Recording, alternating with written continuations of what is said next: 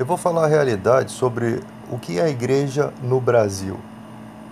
Você passa pelas ruas, você anda de van, você anda de ônibus, você vai passando e vê uma igreja do lado da outra, praticamente do lado da outra. Em menos de 30 metros você encontra 3 igrejas. Mas com esse número tamanho de igreja, por que o mundo não está sendo evangelizado como deveria ser? Por que o Brasil, pelo menos, não está sendo evangelizado como deveria ser? Exatamente por conta dessa palavra. Movido por avareza, farão comércio de vós. Vamos analisar o que é, vamos analisar nitidamente o que é o evangelho no Brasil. Os cristãos do Brasil, eles são muito bobos, isso sem dúvida. Qualquer representante do governo que frequente um culto, pelo menos que seja uma vez, que foi no culto, que se ajoelhou, que se batizou, que recebeu uma oração ou que estava ali, a pessoa pensa, caraca, é um cara que faz parte dos nossos ideais, faz parte daquilo que a gente acredita. Eu acho que é por isso que a Bíblia diz que os filhos das trevas são mais hábeis do que os filhos da luz, porque os filhos da luz, eles não assimilam, não entendem o que é falsidade. Parece que a bondade no coração da gente está tão grande a ponto de a gente descartar a maldade no coração dos outros. Nós estamos fazendo igual os idosos fazem. Os idosos não vê. Já foi provado uma pesquisa que as pessoas mais velhas, elas não maldam as coisas, elas são mais bondosas, elas acreditam em qualquer pessoa, elas acreditam no bem. Elas estão aptas a acreditar no bem. E é exatamente o que acontece com o cristão. Parece que a alma dele é velha. Ele acredita que aquela pessoa que é mal, que é uma pessoa da pior qualidade, mas está se apresentando como uma ovelha, ela acha que é ovelha, quando na verdade aquilo ali é um lobo dos piores, dos mais sujos que tem. É assim que é o evangelho no Brasil. Então o cara é um representante do governo, se for da presidência melhor ainda, é um dos nossos que está lá dentro. E esses que você fala que é um dos nossos que está lá dentro, são os mais podres que a gente vê, são os mais corruptos que a gente vê, são os mais sujos, para vergonha nossa, que não sabemos discernir o que a Bíblia ensina. Pelos frutos se conhece a árvore. A árvore ruim não dá bons frutos. Não adianta o cara ser maldito a vida toda, o cara está em falcatrua a vida toda, e daqui a pouco o cara se torna um mito, o cara se torna uma grande revelação. O povo é muito bobo. O povo acredita muito em fantasia. Né? Então, o cara vem com aquele aspecto de bondade, mas a fala dele é como um dragão, as atitudes dele é como a do dragão, é como a de Satanás. Mas o povo não consegue enxergar, não consegue, a Bíblia diz, para examinar o espírito que está sendo apresentado, examinar os espíritos, examinar se é o Espírito Santo ou se é fogo estranho. Você tem que saber discernir isso pelo comportamento de Cristo, pelo comportamento de Zaqueu quando aceita Jesus. A atitude que ele toma, quando Jesus disse, hoje houve salvação nessa casa, a disposição do coração em querer o bem. Isso que me espanta no Brasil. Isso que me espanta ver os cristãos assim, batendo palma para gente que não merece nem uma cosquinha no sovaco. Pessoa que está batendo palma para gente que não tem mérito nenhum. Pelo contrário, os méritos são negativos. Os adjetivos são negativos, suas qualidades são negativas. É isso que acontece no Brasil. Isso me irrita, né? E você tem uma igreja em cada ponto, porque as pessoas estão vendo uma maneira de arrumar um trabalho, utilizando-se da fé das pessoas. Não estou generalizando, não estou falando que não tem gente de bem, mas que tem muita gente ruim no nosso meio. Tem gente ruim, sim. No meio evangélico tem muita gente que está ali porque não quer pegar o BRT cheio para ir trabalhar, não quer, ele não tem nem chamado para pregar o evangelho. Porque ainda se tivesse chamado, a gente poderia dizer, pô, o cara realmente está pregando o evangelho direitinho, ele está realmente levando a profissão da fé a sério, porque a fé é uma profissão também, tá? As pessoas não estudam a Bíblia e ficam assim, você tinha que trabalhar fora. Pô, se o cara tá ali, pregando o evangelho verdadeiro, lutando contra esses crápulas, o cara tá se distorcendo em estudo para poder dar o melhor, por que ele não pode ser abençoado? Não estou falando que o cara vai enriquecer da fé não, gente. Mas por que o filho do pastor tem que estar na escola ruim? Por que ele não pode também ter uma condição de vida melhor? É isso que eu alerto vocês. Se ele traz tanta saúde espiritual para vocês. O problema é que tem gente que não traz saúde espiritual, ainda traz um monte de loucura para sua vida, traz maldição. A diferença entre saúde espiritual para maldição para sua vida é tudo que é pregado. Se tudo que foi pregado na tua igreja de 10 anos para cá teve poucos erros, teve mais acertos, teve 98% de acerto e 2% era de um pouco de ignorância do pastor, por não saber na época, ou por embarcar em certas teologias, mas você vê que o cara melhorou, você vê que está progredindo, esse é o caminho. Agora, se tu vê que a maioria das coisas que o cara pregou não tem nada a ver com a Bíblia, quando bate de frente com a teologia, quando bate de frente com o conhecimento, cai por terra, é porque não era conhecimento, era fogo estranho, era maldição. Então, os cristãos de hoje, eles têm que entender, cara. Sabe, o que nós vemos são cristãos alucinados, porque olha, o cara tá na macumba, o cara parece que a pessoa não presta pra nada, porque segue outra religião, parece que o cara não tem importância, não, tá adorando o diabo. As pessoas são tão lunáticas que ela não consegue entender que a falta do evangelho na nossa vida poderia nos destinar a qualquer caminho. Aprenda isso. A falta do evangelho de Cristo, da luz de Cristo em nós, poderia nos jogar em qualquer caminho. Qualquer caminho. Olha, o cara mais pecador, o pecador mais imundo, você poderia estar ali. É isso que você tem que entender. Se você não entende que o ser humano, as suas justiças são como trapo de imundície, se você não entende que o ser humano pode cair em qualquer cilada que o outro cai, você é louco. Eu sei que tem pecados que você não tem tendência, porque você não nasce com certos desejos. Eu sei, porque você foi criado em um ciclo diferente de familiar, coisas que você não teve, não sofreu abusos, você não sofreu certas coisas que outros sofreram, e por isso às vezes responde. Eu sei que tudo tem uma vertente diferente, mas o pecado é pecado e ele gera morte, ele gera o abismo, ele vai crescendo conforme você vai dando guarida para ele no seu coração, e ele vai te dominando a ponto de daqui a pouco você não tem mais controle. Você é dominado totalmente pelo pecado e pelo mal que está ali agora, agora, pelo fato de você ter galgado por esse caminho. Você imagina, se eu começar a sair matando as pessoas, fazendo um monte de justiça, fazendo um monte de coisa, o que vai acontecer comigo?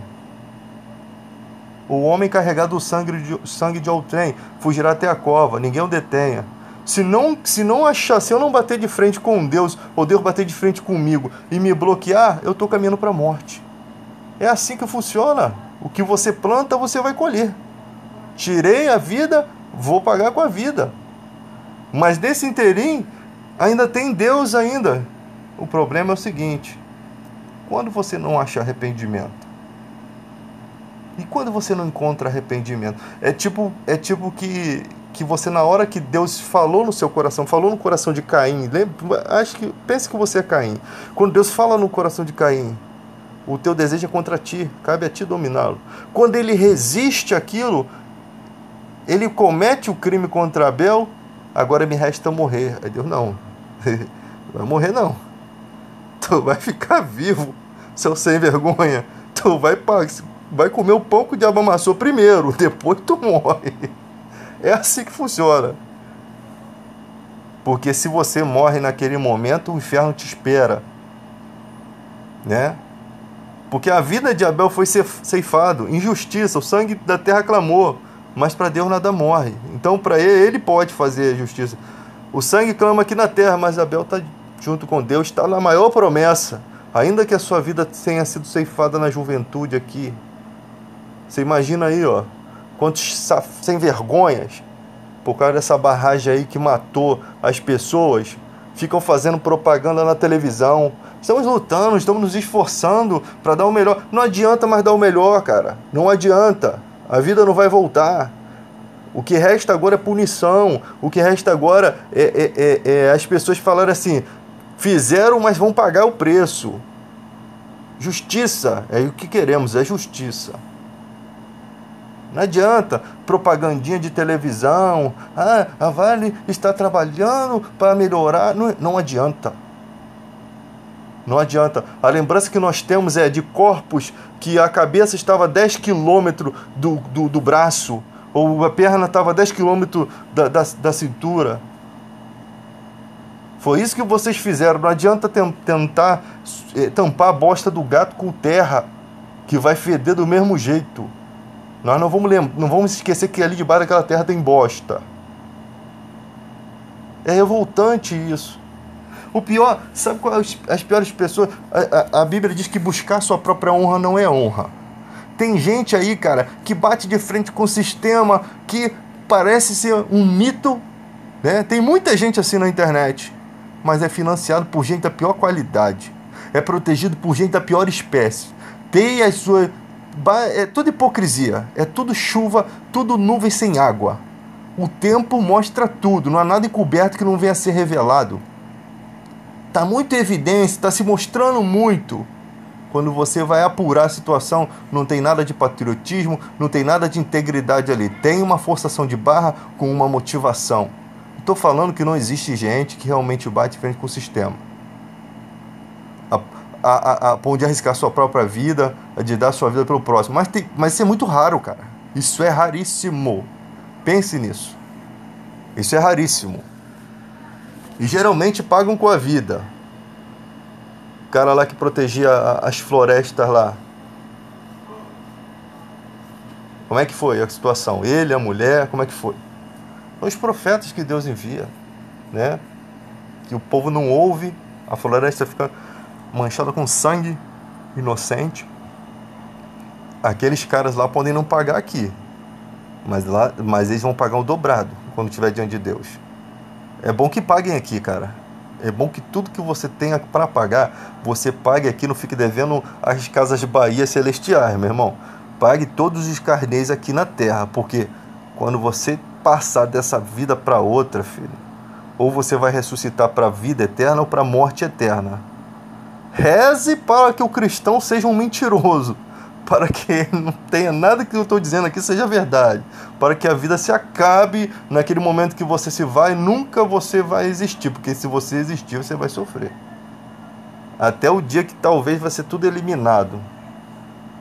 E aí o que adiantou? Ter filhos, ter netos, eles vão estar lá no céu, alguns, né? E você nunca mais vai existir, ou se existir, está sofrendo. Pela grandeza das coisas criadas, pelo espaço que o homem vê, o tão insignificante que ele é no espaço. É um homem limitado que não consegue... O espaço, ele é aquilo que causa uma incógnita, né, no coração do homem. Por quê? Porque ele não domina. Tudo aqui na Terra ele domina. Quando chega no espaço, ele não domina nada. Todas as leis da física se rebentam ali. Tudo que o homem achava que sabia, não sabia porcaria nenhuma, porque tinha mais. É isso que deixa o homem inculcado, né? Deixa o homem encabulado. Não conseguir dominar aquilo. Mostrando que... Você imagina se o homem domina o espaço, descobre que o espaço tem fim e ele se torna dominador de tudo. Opa, sou Deus agora.